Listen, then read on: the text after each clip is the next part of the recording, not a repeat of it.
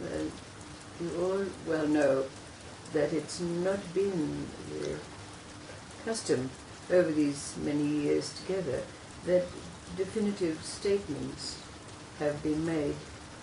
But on Sunday, one such definitive statement was spoken, and it's repeated again today. And that statement is that it is not possible to even begin to understand the nature of emptiness, or to move in to that which is passing through the gateless gate, until and unless we embrace and are embraced by Sat Chit Ananda, existence, knowledge, and bliss, sometimes called the ocean of oneness. And in the words that are coined nowadays, it's called living in the now. But one thing we do know, and that is that this state of Sat Chit Ananda only resides and abides in the present moment. That we know. That integration of those three levels of existence, or, if you want to put it into yogic terms, the body, the mind, and the soul being integrated. But it was said several weeks ago that we have to dive deeper. And if we look at this state of Satchitananda in its form as being the ocean of oneness, we can perhaps understand that there is a possibility of diving into it. There was a man who wanted to have a tattoo of a lion on his back. So he went to the tattoo master, and the tattoo master got his needles and started to work. And the man said, "Oh, ouch! Oh, what are you doing?" And the tattoo master said, "I'm making the lion's tail." And I said, "Oh, no, don't make a tail." So he started again with his needles. And what are you doing now? And the tattoo master said, "I'm putting on his ears." "Oh, don't give him ears." The tattoo master's getting a bit impatient, and he starts pricking again. And says, what are you doing now? Tattoo master said, "I'm making his stomach." "Oh, don't give him his stomach." So he goes to work again. Man, what are you doing now? I'm making his mouth. Don't give him a mouth. So the tattoo master threw down his needles and said, I give up. How can you have a lion without a tail, without a stomach, without ears, without a mouth? Even God can't do that.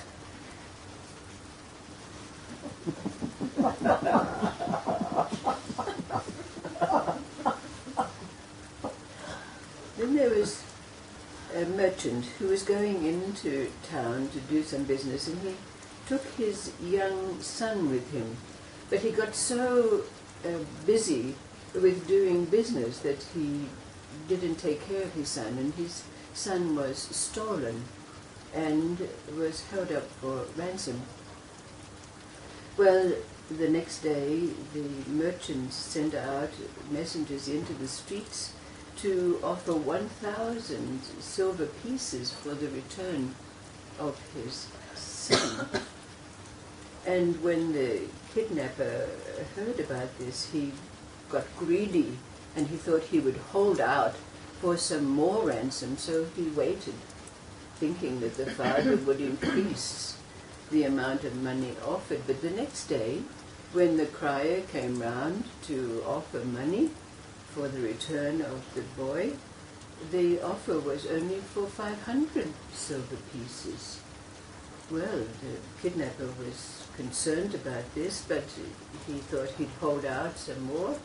And the next day, the amount that was offered was only 200 silver pieces. So quickly, the kidnapper took back the boy to his father and asked him why it had been that the offer had decreased over the days. And the father said to the kidnapper, "On the first day that you kidnapped my son, he was angry and upset and distressed, and he refused to eat. Is that so?" "Yes," said the kidnapper. "And the second day," said the father, "you offered him bread, and he took it. Is that so?" said the father. "Yes," said the kidnapper. And the father said, "On the third day, my son came and begged you for bread. Is that so?" "Yes," said the kidnapper. "Well," said the father, "on the first day, my son was a pure soul, and he was worth 1,000 silver pieces for me.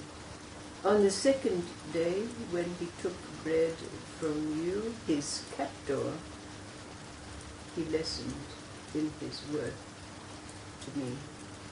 And on the third day, when he begged you, his kidnapper and captor, for bread, he was worth only 200 silver pieces to me."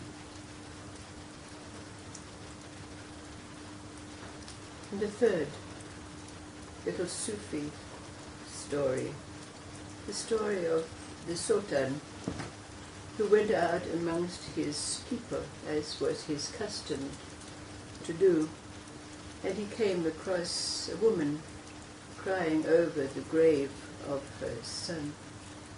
And the emir said, "What did your son do when he was alive?"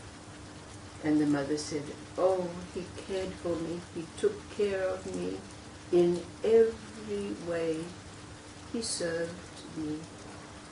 "Oh," said the emir, "don't worry, mother, I will give you a mule, and that mule will take care of your needs." The emir rode on and came across another woman who was crying over the dead body of her son. And he asked, "What did your son do before he died?" And the mother replied, "My son gathered around him the nobles and worthy amongst us, and he entertained them. When their feasting was over, he would ride with them to the farthest distance that he could. And he did this each day of his life." And the emir looked at the mother and said, "Weep on, dear mother, because there is nothing that can replace your son."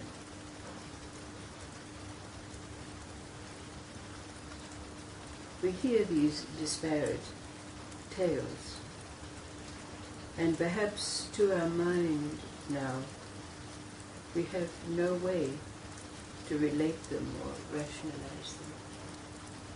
But in this state of Satchitananda, existence, knowledge, and bliss,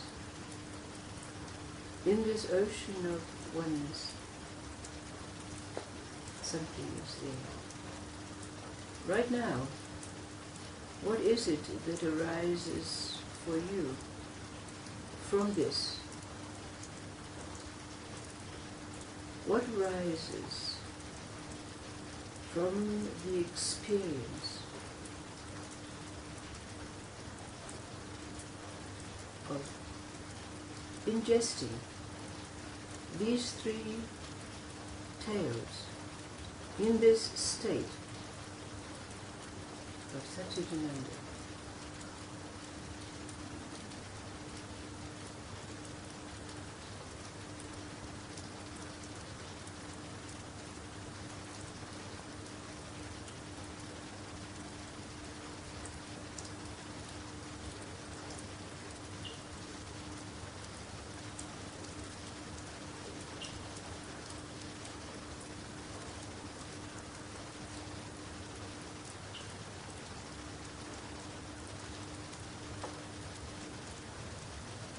When you stand in front of one now, or someone comes to stand before you,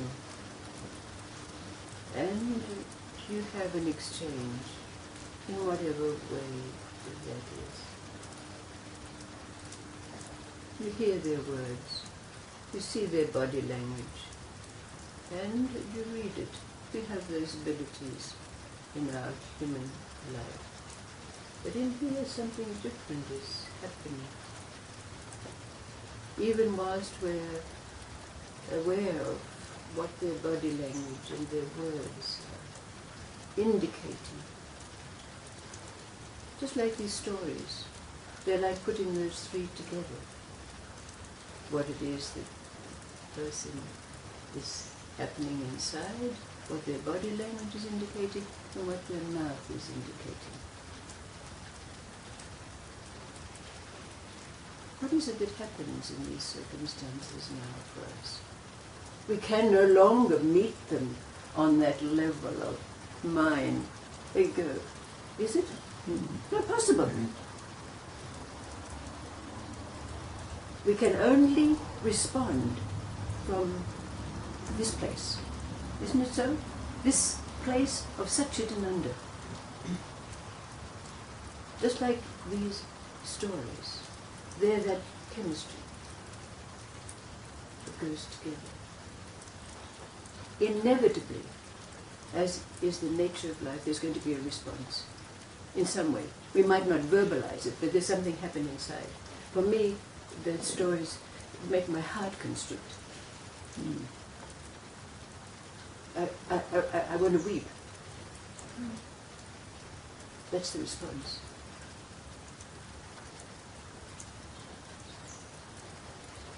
Can we verbalize it? Sometimes we can. But whatever it is in front of that person, that's going to be indicated in some way.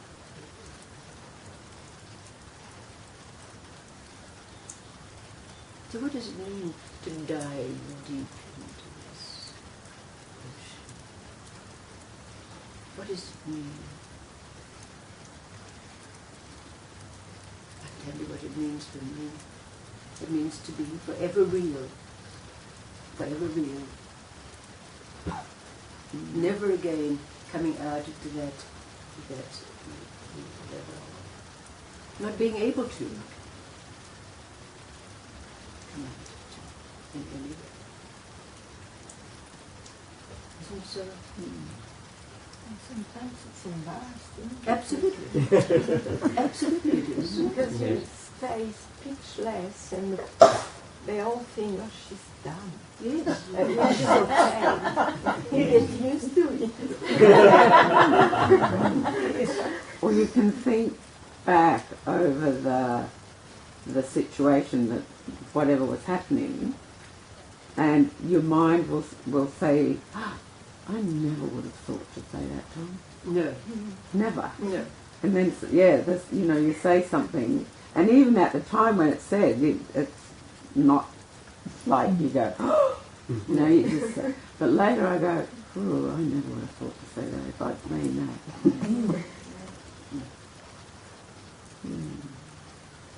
Yeah, well, you learn to shut up. Well, we don't really. I mean, be empty. Let everything battle inside. Do I say, I don't say. Just look at it and stay with your arm hanging.